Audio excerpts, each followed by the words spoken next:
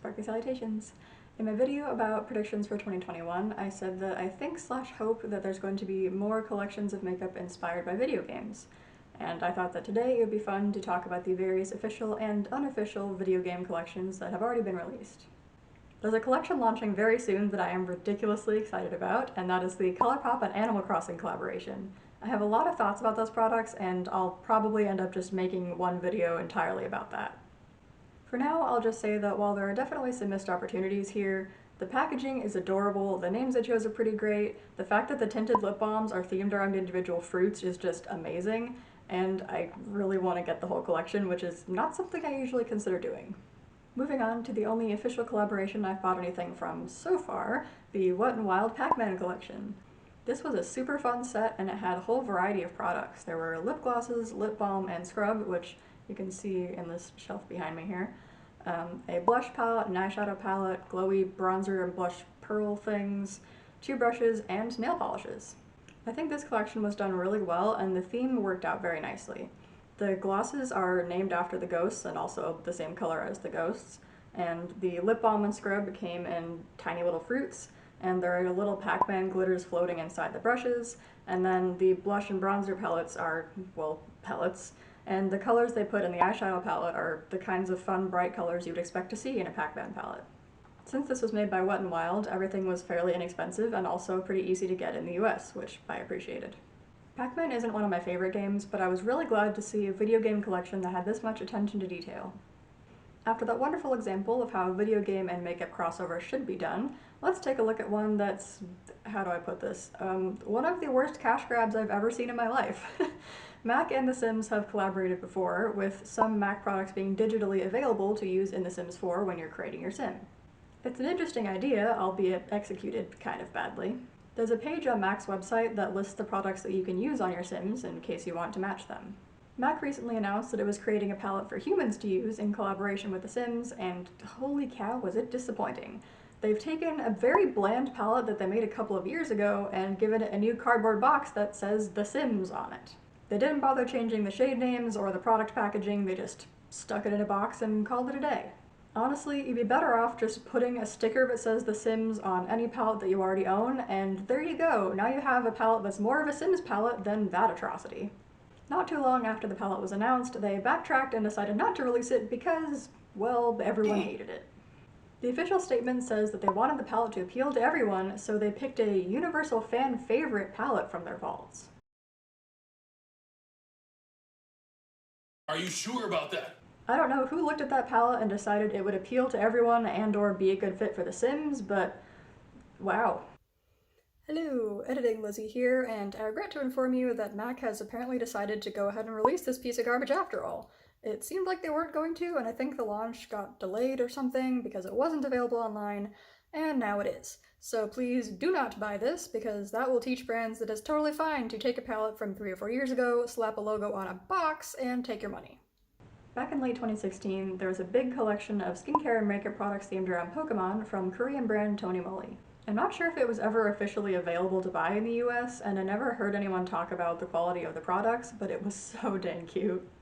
They had a ton of different products, which mostly seemed to be not all that connected to the Pokemon that were on the packaging. They only featured a few Pokemon from the first generation, and there was a heavy emphasis on Pikachu. That's not terribly surprising, and considering there are several hundred Pokemon at this point, using the first generation that the biggest number of people would recognize makes a lot of sense. The cushion blushes are my favorite part about this collection. They had little Pokeball-looking applicator puff things and Pikachu faces on the tops. A close second place goes to be Diglett Peel-Off Mask, because I think it's hilarious to put Diglett on a mask that's supposed to pull dirt out of your pores or whatever. The eyeshadow palette that had a Pikachu on it probably should have been packaged with an Eevee theme considering the colors inside it. The Jigglypuff palette is also a little bit confusing to me, but at least it's closer to the color scheme of its packaging Pokemon. Overall, I think the makeup could have been a lot more interesting and fit the theme better, but I also know that since it was made for a Korean market, something like Eeveelution lipsticks or a palette with bright colors based on the starter Pokemon wouldn't have really been a good business move. More recently, there were several Pikachu-themed products from Japanese high-end brand Shu Uemura, and they called it the Pika Shu collection. Everything was fairly expensive, and the art style was kind of unexpected. I guess if they'd used the usual style of Pokemon art, it wouldn't have looked like it was from a luxury brand, and at those prices, they kinda need to look fancy. One of the eyeshadow palettes did have a Pikachu-ish yellow color in it, so that was good. Aside from that one eyeshadow and the artwork they used and everything, I'm not really sure what any of these products had to do with Pikachu. As much as I love the Pikachu pun, I didn't really like the look of this collection. Shu Uemura did another collaboration a couple years ago for some Super Mario products. Like the Pikachu collection, a lot of the makeup itself doesn't seem that Mario-ish. I do really appreciate that one of the lipsticks was a color called Saved Peach. The blush colors in the palette from that collection are a light pink and a peach, which are very nice choices considering Princess Peach's dress and, well, her name. The eyeliner has a star stamp on one end, which is very fun and also fits the Mario theme. And I think that was before the trend of eyeliner stamps really started, so good on them. Besides those things, the products mostly seem like regular makeup products with 8-bit Mario artwork on them. It surprised me to see that there was an eye primer in this collection because I always thought it was kind of weird to have skincare and staple products like eye primer and brow pencils in limited edition collections because if you end up really liking it and wanting to repurchase it later, you can't. There's one more official collaboration to talk about, and that is the Kirby collection from Japanese brand Lovisia. It's apparently being sold in select stores in Japan. It's very pink and very cute, and I am once again finding myself jealous of Japan for having access to adorable things that we can't get in the US. There are eyeshadow palettes with star-shaped pans and mirrors, hand creams, lipsticks, face masks, the skincare kind, not the COVID kind, and a Kirby-shaped mirror. The color stories of the palettes aren't terribly special, but I do love the overall aesthetic of everything, and I think the star-shaped pans are a cute detail. The only Kirby game I've ever actually played was Kirby Air Ride, and that was a long time ago, so I don't feel qualified to talk about what colors should or shouldn't have been in the palettes. We've reached the end of the official collaborations, as far as I know, but I do still have several other things to talk about from indie brands, ranging from generic to so inspired by a specific thing that Nintendo might send them a cease and desist notice. First on this part of my list is the Sugar Pill Fun Size palette, which I clearly own. It's got a super cute little pixely cat on the front and general game-inspired names. It's a rainbow palette of mattes, and the colors are all nicely buildable so you can have them be pastel or somewhat bold. I assume they weren't able to name the purple shade Twitch because of the streaming website, but I am still happy that they have the name Twitch in there. This palette is excellent quality, and it's also not in danger of making any game companies mad at Sugar Pill, which is good. Speaking of making other companies mad at you, let's talk about the Peachy Queen Gamer Girl palette. First of all, the name is... The palette's artwork looks pretty much exactly like a controller for the original NES, except with Peachy Queen's name instead of the Nintendo logo. This is not exactly the kind of thing that Nintendo is known to be okay with, which might be why I can't find it on their website anymore, even though it just released in late December. I like those two grays and the bright red because that's exactly the color scheme of the NES. The other colors fit the theme fairly well too, I think. Mario has blue overalls, the orangey red is kind of the color of bricks, there's a lot of green in Zelda, and a lot of games have gold coins and such. It's a bit of a strange color scheme to have in one palette, but it's thematic. The names are all super generic, even though they clearly don't mind going bold and straight up using copyrighted materials for their palette. This one, while interesting, is not something I plan to buy. From the brand Gamer Glam Cosmetics, this is the Space Legend Level 1 palette. It's not based on any specific game, which is definitely the safer route to go. The palette looks awesome and I am definitely intrigued. It's shaped like a controller and it has a tiny brush cleaning sponge thing inside. I really love that idea and I could see it being the kind of thing that bigger brands start to do too.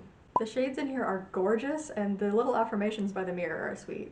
If I had found this brand a month or two ago, this palette probably would have ended up on my Christmas wish list. They could definitely do more palettes in this style with themes like forests and dungeons, and I really hope they keep on making cool stuff. Not to be confused with Gamer Glam Cosmetics, there's another brand called Game Beauty that also seems to be specializing in video game themed products. So far, their only creation is the Adventure palette, although their website says that the Fantasy palette is coming soon. I've signed up to be notified about that because I'm excited to see what this brand does. The Adventure palette is really pretty and the packaging is super impressive. I do wish there wasn't a pressed glitter in there, and it would be nice if the website had some swatches available so we could see how those marbled shades look.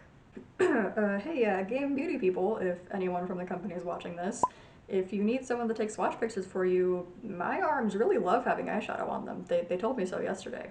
So, you know.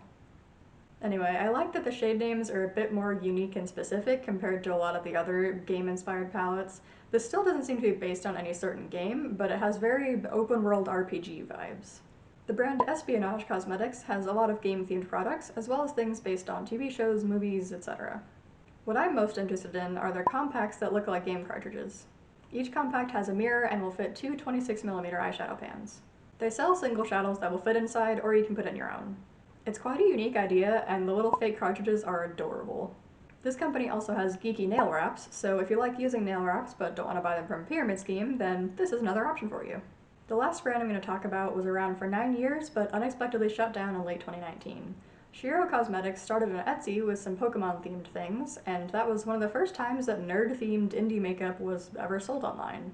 They were known for their products being inspired by games, books, shows, memes, pop culture, and other fun things.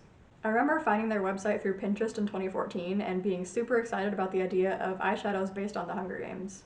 I never ended up buying anything from them because their main thing was loose eyeshadows, and those are kind of a pain to work with, but I know a lot of people really loved Shiro's products, and I'm bummed I missed out on trying them while they were still around.